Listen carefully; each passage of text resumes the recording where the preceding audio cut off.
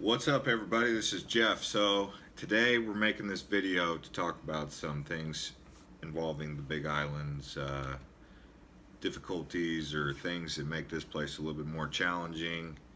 Um, they're not challenges that are out of the ordinary for life, but they're challenges that are unique here specifically to the Big Island. So, first thing to talk about is VOG. It's volcanic smog. I've talked about it in previous videos. I don't know if you guys have seen those or not. But the issue with VOG is it causes like a fuzzy air. It's an environmental pollutant. It's a natural pollutant. Sulfuric acid is released into the air and a couple other particulates that I do not know. But it eventually turns into like a thick smog. Just imagine what it would look like if it was constantly a fire going on down the road. The air would be, foggy, smoky. That's what it is, volcanic smog. As far as health concerns go with that, it depends on who you ask, and the scientists have not really come to a conclusive anything on that. So the bottom line is it's probably not healthy for you. It is here in Kona. It does build up unless the trade winds push it out. Is it worse than Los Angeles pollution, Beijing pollution? I don't know. But it's unique to here, so I bring that up. So that's from Kilauea, the volcano, Pu'u'o lava vent, ocean entry 61G. Between the vent and the ocean entry on 61G, that's where you get the VOG from. Just remember, if you're living in Phoenix, Arizona, Los Angeles, you're going to have other types of air pollution. So there is fresh air over on Hamakua side, Hawi. It is a little bit fresher air up there. Cool. All right, next thing. Someone said, why don't you talk about the centipedes? The centipedes that will crawl into your bed. The cockroaches. So, I've heard stories of those centipedes. I've seen a centipede in my house, a big one. Yeah, I did not like seeing that. I've also seen them here in Kona, out by the pool, like that big. And I've seen smaller centipedes. They do, if you're living in a place, they do bug control, bug spray, about once or twice a year. So that will kind of take care of that. What else? So the cockroaches, they're like that big. You see those occasionally. We get these little millipedes. They're not poisonous, but they come into your house. Last year I had like a bunch of red carpenter ants that came in here, and I didn't know where they were coming from. And then I lifted up the printer, my printer of all things. There was a nest in there. So once you find the nest, that can be, a way to stop some of the infestations. But yes, they do happen here on the Big Island. It's tropics. Shipments have come in with all types of different invasive species. That leads me to my next point. So because of invasive species, when you move here or when you travel here, if you try to bring an animal, you're going to have to do a blood quantum on your dog or your cat or your bird because of invasive species. It's an island, so they try to keep animals and other things that are not supposed to be here that bring disease off the islands. You can wreak havoc on the ecosystems. For example, the Coqui frog. It's a little annoying frog, about that big, and in Hilo, it's very loud, and it makes a noise all night. All of them, hundreds of them, all night, make noise. Not indigenous to here. Little green geckos, not indigenous to here, but they're everywhere. And they will come into your house like spiders, but they're little green friendly looking geckos, little funny guys. And there's white ones that look out like like an albino green one, but I guess they're not. They're a different species.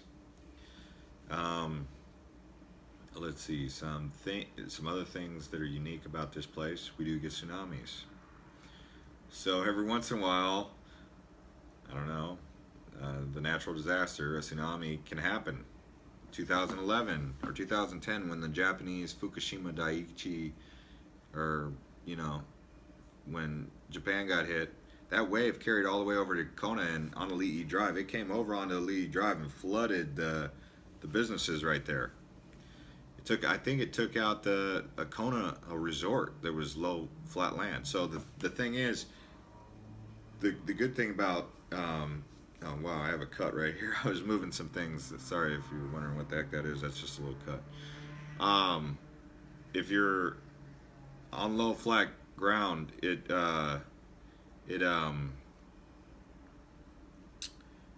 yeah, it you're vulnerable to a tsunami if it were to happen in the middle of the night. So the cool thing about Hawaii, or the Big Island, is it's always sloping up. So from pretty much from Ali'i Drive up, what do you got? You got a slope that's just going up Hawaii. There's only a couple places that have flat land. Hilo, for example. Hilo has flat land. Hilo got devastated, not once but twice, by tsunamis in the last century. And that was devastated. Now, that's not to mention the times when they had tidal surges or other minor tsunami waves that flooded Hilo. So Hilo is prone to flooding. Hilo also is susceptible to hurricanes. But because we have Mauna Loa and Mauna Kea, big hurricane fronts, are big hurricane destroyers. Hurricanes don't usually, the airs from those mountains are pushing it, like basically warning the hurricane, like, you come here, you're gonna get like shredded. So Kona, I mean, it'll be raining cats and dogs over in Hilo with hurricane tropical storm conditions, and Kona will be completely sunny with nothing. So Hilo seems to get it all, including the lava flows and the earthquakes. So Hilo, that's one of the reasons why Hilo is a little bit more affordable than Kona or this side of the island. Hilo is the second biggest town in Hawaii, and it used to be, it was on par with Honolulu at a time. It was just as busy, until the 1946 tsunami happened. I mean, everyone was kind of like, okay, Hilo, let's think about it. And then 1963, after everyone was kind of like, okay, maybe it's cool to come back, 1963 tsunami happens, and I don't think that's why they kind of keep Hilo a little bit, Hilo-ish. They keep Hilo without letting it grow too big, because people who don't want to invest there, investors don't. Another thing about Hilo on that side of the island is mold. So people get like mold in their clothes, like, moldy clothes, mold in their house, like it'll be in the roof. Kona's a lot more dry, so you just don't get that. At least not until you get up Koloko and up into Holualoa, Captain Cook, you might. Oh, sorry. Another thing that happens here is earthquakes, and we get those every year, pretty much. The lava flow, everyone knows about the lava flow. That is like the number one thing. So after I've given you the tsunamis, the hurricanes, earthquakes, mold, now I give you the real threat, the lava. The big mama, the big one that really has the potential to, change life on the Big Island at any given time is Mauna Loa. And Mauna Loa, sleepy little Mauna Loa right now, or Big Mauna Loa, Big Mama, I think they call her Big Mama, or Mauna Kea is Big Mama. I don't know what they call Mauna Loa, but to me, Mauna Loa is the big one, because Mauna Kea is about 100 to 200 feet taller. Everyone thinks of Mauna Kea, but Mauna Loa is just about as tall, but it's wider. I mean, if you look at footage archive footage from when Mauna Loa went off, it was far more explosive and crazy than anything Kilauea has done. And Kilauea has done some pretty big damage. I mean, I wouldn't say far more because there was one in Puna that happened down in Kapoho that I saw some footage of that was pretty violent lava footage. So yeah, I mean, they even say that Hawalai, the mountain right up here in Kona, is still active. If you drive north towards Makalavena, there's lava fields there, and they're only like 100 years old. That's not a long time. So they say Hawalai is active, but it's dormant. Yeah, Hawalai is dormant. Another couple things that make life here challenging, or things to know about living in paradise. I'm not going to get into the whole expensive thing because you hear that all the time. That's kind of played out. But that's probably about it. I think that covers the things that you should want to know. I'm sure there's other things that people would complain about. Go ahead and drop a comment, share it on this thread, and we'll see you guys later. Please subscribe.